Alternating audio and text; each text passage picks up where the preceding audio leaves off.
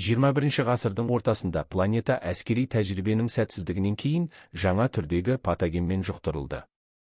Бастапқыда әскер әйір деп аталатын патогенді супер сарбаздар жасау үшін пайдалануды көздеді, бірақ ол жұқтырған адамдарды вампирге ұқсас тіршілік иелеріне айналдырды. Құрбандар қанды орташа адамдар деп аталды, және олар қанға деген шөлдеумен қатар адамдық күштен артық қабілеттер көрсетті. Сондықтан үкімет тирандық режим орнатып, жұқтырғандарды тануға арналған білезіктер тағуға мәжбүр етті. Көп ұзамай олар қалған халықтан оқшауланды, ал уақыт өте келе жұқтырғандар оқшау колонияларына әкетілді. Алайда режимнің қазіргі көсемі кардинал Фердинанд Аксис қандысорғыштардың көп бөлігін жоюға бағытталған тазалау процесін бастады. Осы қақтығыстың ортасында жас мейірбике Виолет өзінің алғашқы баласының туылуын күтіп жүрген еді. Өкінішке орай ол жұмыс істейтін ауруханада қандысорғыштар тобы шабуыл жасап, барлығын, соның ішінде Виолеттің күйеуін де жойды. Ол қандысорғыштардың қанымен тікелей байланыста болмаса да жұқтырылды және баласынан айырылды. Содан кейін оны оқшау колониясына әкетті, онда ол келесі 12 жылын денесімен ойын кек алуға дайындауға арнады. Сонымен бірге жұқтырғандар қарсылық тобын құрып, үкіметтің стратегиялық нысандарын шабуылдай бастады. Олардың соңғы шабуылы қандысорғыш организмдерді зерттеуге арналған қан банктері сақталатын зертханаға бағытталды. Күтпеген шабуылда 5 жұқтырған шар тәрізді тасымалдағыштарды пайдаланып зертханаға басып кірді. Ғалымдар қашуға тырысты, бірақ қандысорғыштар оларды тартылатын қылыштармен үйлестірілген шабуыл арқылы жойды. Содан кейін топ қан банкіне қарай бет алды, бірақ олар режим сарбаздармен қоршалды, олар қарулармен оларды жойды.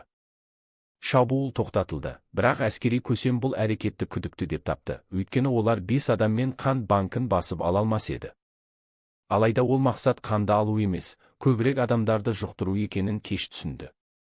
Сондықтан көсем гостөліктердің бірін тексергенде қандысорғыштардың қанымен жұқтырылды, және ойланбастан сарбаз Джерси оны басынан атып жойды.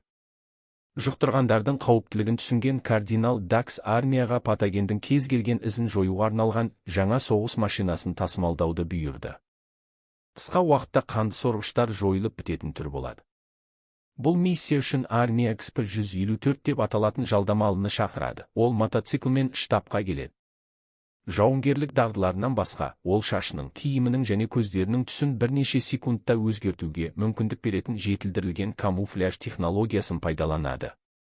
Миссияны бастамас бұрын, X-154 патогеннен таза екенін анықтау үшін бірқатар сынақтардан өтуі керек. Бірінші қадам қан үлгілерін алу, олар бетінен, көзінен және білегінен алынды. Жаралар қалпына келмейтіндігін көріп, жалдамалының жұқтырылмағаны туралы қорытынды жасады. Тексеру аяқталған соң, X-154 жұқтырғандарға қарсы қаруы бар чемоданды беретін агентке апаратын бөлмеге әкетіледі. Сонымен бірге базаның сыртында тағы бір агент мотоциклмен пайда болып, өзін X-154 деп таныстырады. Бастапқыда күзетшілер оны жалған деп ойлады, бірақ оның жеке куәлігі арқылы жалдамалының шынайы екенін дәлелдеді. Интрузия күдігімен дабыл қосылды, бірақ олар оны ұстамастан бұрын, ол чемоданды ұрлап, сарбаздарға шабуыл жасай бастады. Содан кейін жалғанның Виолет екені анықталды, ол қандысорғыштардың құпия қаруын ұрлау үшін жіберілген. Дағдыларының арқасында ол сарбаздарды оңай қарусыздандырып, жылдам соққылар мен тепкілермен жерге құлатты. Көбірек сарбаздар пайда болды және Виолет жерден қару алды, бірақ қауіпсіздік құлыпының кесірінен ата алмады. Уақыт жоғалтпастан, ол қаруды бөлшектеп, оның бөліктерін қару ретінде пайдаланып, сарбаздарды бірінен соң бірі құлатты. Осы қақтығыстан кейін Виолет өзін нашар сезініп, өзіне ІГ патогенін егу үшін сары су қолданды. Осының арқасында ол күзеттен өте алды, бірақ көп ұзамай тағы агенттер оған қарай бет алды. Қалпына келген соң, Виолет белбеуіндегі құрылғыны іске қосты, ол гравитациялық теңгергіш ретінде жұмыс істейді. Бұл қабілетпен ол төбеде жүріп, сарбаздар тобына оқ атты, олар реакция жасауға әрең үлгерді. Базаның күзет орталығында операторлар интрудерді жұқтырылғаннан кейін өлімші қылмыскерге айналған жас мейірбике Виолет деп анықтады. Олар онымен байланысып тапсыруды талап етті, бірақ Виолет чемоданмен төбеден қашып кетті. Базаның жоғарғы жағына жетіп, ол сарбаздармен қоршалды, бірақ олардың санына қарамастан әйелдің дәл оқтарымен жылдам жойылды. Ақырында Виолет ғимараттан секіріп, мотоциклмен қашып бара жатқанда тағы күзетшілер оның басын қарумен нысанаға алды. Өкінішке орай, олар үшін әйел жылдам қимылдап, тартылатын қылышын іске қосып, оларды бірнеше секундта жойды. Жол ашық болған соң, Виолет мотоциклмен жолға шығып, қарсылықтың көсемі нервпен байланысты. Ол чемоданды алғанын айтып, көсем оған мазмұнын ашпай базаға келуді бұйырды. Виолет мойынсұнып, қаланың ішінде жалғастырды, бірақ көп ұзамай полиция көліктері мен әскери тікұшақтар қуа бастады. Виолет тағы гравитациялық теңгергішті пайдаланып, ғимараттарға өрмелеп, терезелер арасында жүріп, шыңына жетті. Сол жерге жеткенде, бір тікұшақ қуып жетіп, оны қарумен нысанаға алды. Алайда шегінбей, Виолет жылдамдық қосып, секіріп, тікұшақтың экипажын қарумен жойып, екінші жағынан шығып, басқа ғимараттың терезесін сындырып өтті. Осы маневрмен Виолет билікті алдап, нервтің базасына бет алды. Лифтте көтеріліп бара жатып, ол көсемнің бұйрығына қарсы шығып, чемоданды ашты, бірақ ішінде бір түрлі порталда тұрған баланы көріп, таң қалды. Кездесу орнына жетіп, нервке қарсы шығып, ол бала туралы түсіндірді. Баланың денесінде патогенге қарсы антиденелер бар, олар арқылы барлық жұқтырғандарды емдеуге болады, және қанды сорғыш паразиттер болмайды. Нерв мұны қаламай, баланы жою үшін қару шығарды, бірақ Виолет оны тоқтатып, ол тек бала екенін айтты. Сонымен қатар, оның қанынан антиденелерді бөліп алып, адам болғысы келетіндер арасында таратуға мүмкіндік бар. Дегенмен нерв тәуекел еткісі келмей, Виолетке жұмысын бітіргенін айтып, шығуды бұйырды. Ол шыққан соң, нерв баланы атып жіберді, бірақ голографиялық құрылғыны зақымдады, ол шынайы бала емес екені анықталды. Содан кейін анықталды. Бөлмеге кірер алдында Виолет баланы чемоданнан шығарып, қашып кеткен. Алайда ғимараттан шыққан соң, Виолет пен баланы Қытай мафиясының тобы аңшылар кездестіреді. Олар бала туралы біліп, оны тапсыруды талап етеді. Виолет бас тартып, бүкіл топтың нысанасына айналады дей тұрғанмен, біреуі оған қарай оқ атқанда, жылдамдығының арқасында оқтан жалтарып, оқ топ көсемнің басына тиеді. Ғимаратта атыс басталып, Виолет оқтардан жалтарып, ақылсыздардың өздерін бір-біріне атқызуына себеп болды. Барлығы жойылған соң, ол баламен қашуды жалғастырды, бірақ көлікке мінгенде жолдарын әскери конвой бөгеді. Виолет баланы жылдам көлікке салып, екеуі жасырынды, ал сарбаздар тобы оларға оқ жаудырды. Бұл соңы сияқты көрінді дей тұрғанмен, атыс тоқтап, конвойдың ішінен кардинал Дакс шығып, баланы тапсыруды талап етті. Ол баланың өз ұлы екенін айтып, оның көмегімен барлық қанды сорғыштарды адамға айналдыратын емдеу құралын жасауды көздейді. Ол Виолеттің мұны қалайтынын біліп, министрлікке әкелуге көмектесуді сұрады, бірақ әйел кардиналдың ниетіне күмәнданды және баламен көлікпен қашып кетті. Қашанда қашықтыққа жеткен соң, Виолет көлікті тастап, метростанцияға бет алды, билікті алдау үшін. Пойызбен келесі станцияға жеткенде, ол режим сарбаздарына толы болды. Виолет назар аудармауға тырысып, қанды сорғыш ғалым және одақтас гардпен байланысты. Жағдайды түсіндірген соң, ол көмектесуге келіседі, және Виолет онымен зертханаға бет алады, баланың қанын пайдаланып емдеу құралын синтездеу үшін. Жолда әйел баланың атын сұрап, ол қолмен 6 деген белгі береді. Ақырында олар гардтың жасырын жеріне жетеді, және ғалым баланың қанынан үлгі алып, толық талдау жасайды.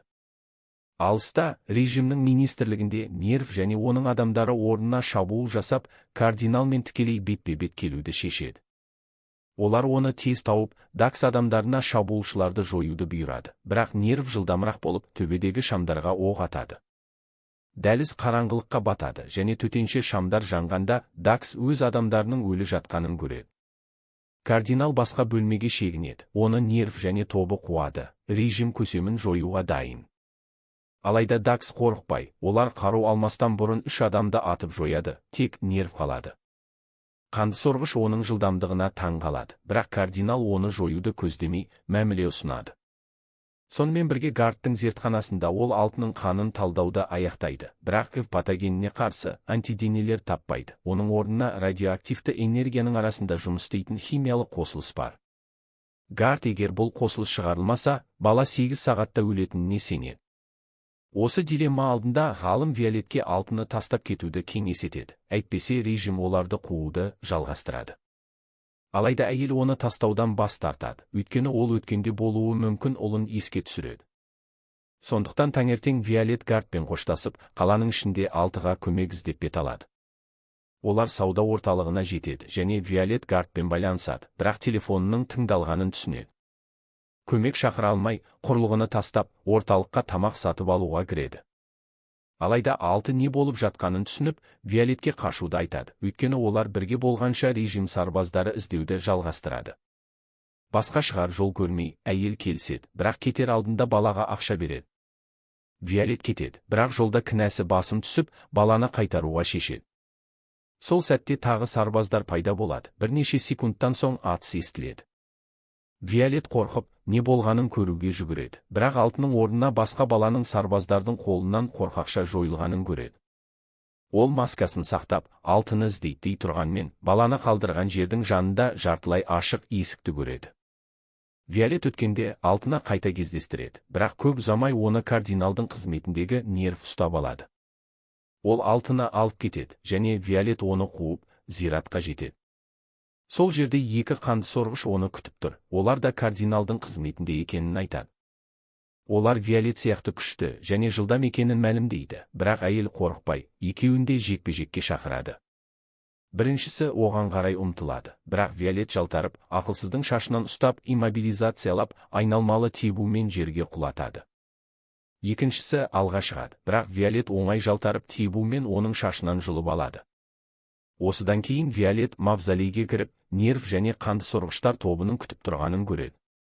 Олар 6-ны құдық үстінде іліп қойып, Виолетке өміріңді бекерге қатерге тігесің деп ескертеді. Нерв кардиналдың сөзіне сәйкес, балада қанды сорғыш жәндіктерге қарсы емес, адамдарға қарсы антиденелер бар екенін ашады, сондықтан Виолет қалаған емдеу құралы жоқ. Бірақ әйел бәрібір баланы құтқарамын деп айтады. Содан кейін тартылатын қылышымен Виолет барлығын жекпе-жекке шақырады, және нерв адамдарына оны әскери базаныңдағыдай жоюды бұйырады. Виолет денесін айналдырып, дәл қимылмен барлығын 1 секундта жояды. Осыған қарамастан, нерв тағы адамдарын қақтығысқа жібереді, және құдықтың арқанын босатып, 6-ның құлауын бастайды. Виолетте баланы құтқаруға бірнеше секунд қалғанын көріп, басқа қылышшыларға қарай ұмтылады, дәл соққылармен кешіктіреді. 2 адам бірге шабуыл жасауға тырысады, бірақ Виолет секіріп, ақылсыздардың қылыштарын бір-біріне қақтырады. Ақырында тек нерв қалады, ол Виолетке қарсы тұруға тырысады, бірақ әйел ептірек болып, оның шабуылын бұғаттап, қылышын оның иегіне соғып жібереді. Ақырында ол арқаннан ұстап, 6-ны құтқарады, және үйкелістен қолы күйсе де күшімен ұстап тұрады. Бала қауіпсіз, бірақ Виолет шайқастың күш-қуатынан шаршады. Алайда уақыт жоғалтпау керек, және ол 6-ны құтқару үшін кардиналдың өзінен көмек сұрауды шешеді. Коммуникатор арқылы ол Дакспен байланысып, ұлын құтқаруға көмек сұрайды. Алайда ер адам бала өзінің әлемдік үстемдік жоспарын жүзеге асыру үшін жасалған клондарының бірі екенін ашады. Ол Виолетке 6-ны министрлікке әкелуді бұйырады, ұзақ күткен емдеу құралын алу мүмкіндігі болады деп уәде береді. Виолет орнына бет алады, және сол жерде кардинал мен 700 қарулы сарбазды кездестіреді. Ол тағы Дакстан баланы құтқаруды сұрайды, бірақ ол мүмкін емес деп айтады, өйткені баланың денесі қанды сорғыштарды ғана емес, барлық адамзатты жоюға қажет. Виолет оның ниетін сұрап, Дакс қанды сорғыштардың қауіп емес екенін, олардың жойылып біткенін айтады, және енді адамзатты бақылау керек. Сондықтан ол клондарды жасап, барлық адамдарды жоятын қосылысты әзірледі. Тірі қалғысы келетіндер министрлікке адалдық ант беру керек, әйтпесе қанды сорғыштардың тағдырын кешеді. Жоспарын ашқан соң, Дакс баланы қайтаруды талап етеді, бірақ Виолет қарсы тұрып қылышын шығарады. Сол сәтте кардинал адамдарына оқ атуды бұйырады, және олар Виолетке қаруларын босатады, ол зақым алмаған сияқты. Атыс тоқтаған соң, Дакс Виолетке барады, бірақ ол оның көлігіне бекітілген голограмма екенін түсінеді. Алыста шынайы Виолет барлығын бақылап, өз қабілеттерімен де армияны тікелей қақтығыста жеңе алмайтынын түсінеді. 6-ның өміріне аз уақыт қалғанда Виолет өмірі бойы сынақ жануары болған балаға көңіл көтеру сәтін сыйлайды. Алайда оларды Дакс және адамдары тауып, баланы алып кетуге дайын. Өкінішке орай, 6-ның уақыты бітеді, және бала барлығының алдында жойылады. Виолет оны құтқара алмағанына қайғырып, қарсы тұрудан бас тартып, жеңілісті қабылдайды. Көп ұзамай ол Дакстың оқтарынан тиеді. Қылмыскер жойылған соң, кардинал адамдарына баланың денесін алып қосылысты шығару мүмкіндігін тексеруді бұйырады. Виолетке келсек, Дакс оның ізін қалдырмауды бұйырып, денесін өртеуді тапсырады. Алайда бірнеше сағаттан соң Виолет Гарттың зертханасында оянады. Ол өртейтіндердің бірі ретінде жасырынып, оның денесін құпия алып кеткен. Осыған қарамастан, әйел қайта тірілгеніне өкінеді. Өйткені өмірінің аяқталуымен ғана барлық азабы бітеді деп ойлаған. Виолет шығып түн ортасында барлығын мәңгі аяқтауды ойлайды, бірақ Гарттан қоңырау түсіп, теледидарды қосуын сұрайды. Өйткені жаңалықтар 6 туралы жаңа ақпаратты таратып жатыр. Соңғы демі шықпастан бұрын бала қағазға жазбалар жасап, Виолетке қалдырған, бірақ уақытында бере алмаған. Ол жазбаларда HIV патогені туралы формула бар. Ол гемофилияға шынайы емдеу құралын табуға кілт болуы мүмкін. Гарт формуланы қайталап, Виолетті емдеуге болады деп сенеді, бірақ әйел бас тартады, өйткені соңғы миссия үшін күштері қажет. Келесі таңертең Виолет 6 әлі тірі болуы мүмкін деп ойлап, министрлікке бет алады. Оны қайтару үшін бүкіл режим армиясымен күресуге дайын. Министрлікте Виолет алдыңғы есіктен кіріп, Дакстың қайда екенін талап етеді. Ғимараттың детекторы оның костюміндегі бірнеше қаруды анықтағандықтан, күзетшілер оған қарай жүгіреді, бірақ әйел оларды сенімді қылышымен жояды. Сонымен бірге Дакс алтының денесін сақтауда ұстап, қанын жинауға дайындалып тұрғанда төтенше қоңырау алады. Қауіпсіздік камералары арқылы Виолеттің әлі тірі екенін біліп, бүкіл командаға оны мәңгілік жоюды бұйырады. Көп ұзамай Виолет дәлізге жетеді. Онда бетперде таққан, қылышпен қаруланған ер адамдар тобы тұр. Ойланбастан әйел барлығына бірден қарсы тұрады. Олардың шабуылдарын қылышымен бұғаттап, жылдам қимылдармен қарсы соққы береді. Тек біреуі қалғанда ер адам қарсы тұруға тырысады, бірақ Виолет қылыштың бір бөлігін қолына алып, оны жерге құлатып, соңына дейін жояды. Ол шайқастан жеңіспен шығады, бірақ қылыш қолына кесік салып, қан ағады. Бұл қан киіміне әсер етіп, оны қызылға айналдырады, бірақ осыған қарамастан, әйел Даксты іздеуді жалғастырады. Тағы сарбаздар пайда болады, бірақ Виолеттің қылышымен жойылады, ол алтыны іздеуді жалғастырады. Ақырында әйел кардиналдың бөлмесіне жетеді. Ол оның табандылығына таң қалады, бірақ бала енді тірі емес деп хабарлайды. Алайда Виолет мұны сенбей, қаруын шығаруды бұйырады, өйткені оны қарусыз бетпе-бет келмейді. Ер адам от шашатын пистолет шығарады. Ол қанды сорғыштардың ең үлкен әлсіздігінің бірі. Виолет қылышын шығарады, бірақ шабуылдың орнына қолының қанын шашып, Дакстың бетіне тигізеді. Осымен әйел кардиналды жұқтырады. Енді ол да ұқсас қабілеттерге ие. Екеуі тең дәрежеде болған соң, Дакс тістелген қылыш шығарып, баланың тағдырын шешетін соңғы дуэльге шақырады. Қаһарлы шайқас басталып, қарсыластар адамдық күштен артық жылдамдықпен соққылар жасайды. Тең дәрежеде болғандықтан, Дакс басқа стратегия қолданып, бөлменің төбесін жауып, толық қараңғылық жасайды. Алайда Виолет қылышын жалындатады және екеуі қайта соқтығысады. Дакстың қылышы да жалынға оранған.